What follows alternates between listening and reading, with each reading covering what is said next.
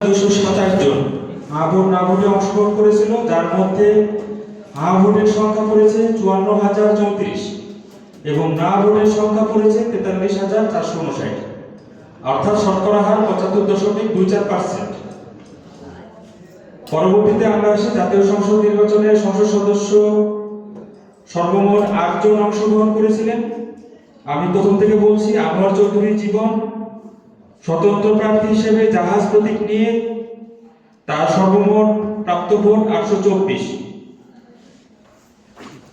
A K M. Afzalul Alam Bangladesh জামায়াতে ইসলামী দলের দাঁড়িপাল্লা প্রতীক নিয়ে তার সর্বমোট প্রাপ্ত ভোট 34,742।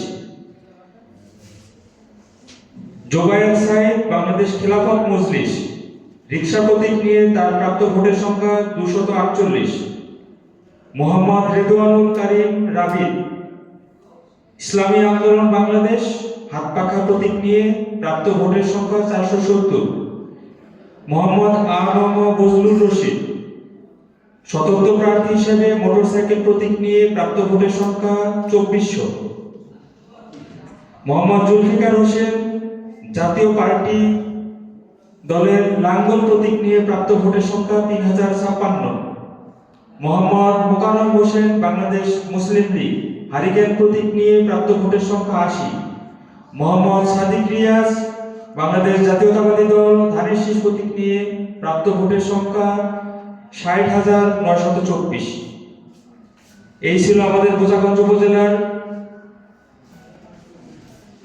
ভোটের ফলাফল।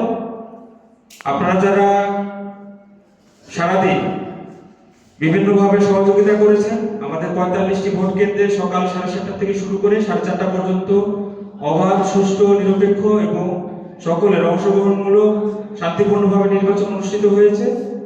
আমরা ফলাফল ঘোষণা করলাম। সর্বশেষ একটি কথা বলেই শেষ করব, মনে রাখবেন নির্বাচন একদিনের কিন্তু সম্পর্কটা বহুদিনের। সুতরাং আমরা একজন আরেকজনের সাথে কোনো ধরনের বিশৃঙ্খলা তৈরি করব না। ফলাফল ঘোষণা করা হয়েছে, আমরা আচরণ বিধিমালা এখনো চলছে, আমরা আচরণ বিধি মেনে চলবো। সকলকে ধন্যবাদ। আসসালামু আলাইকুম।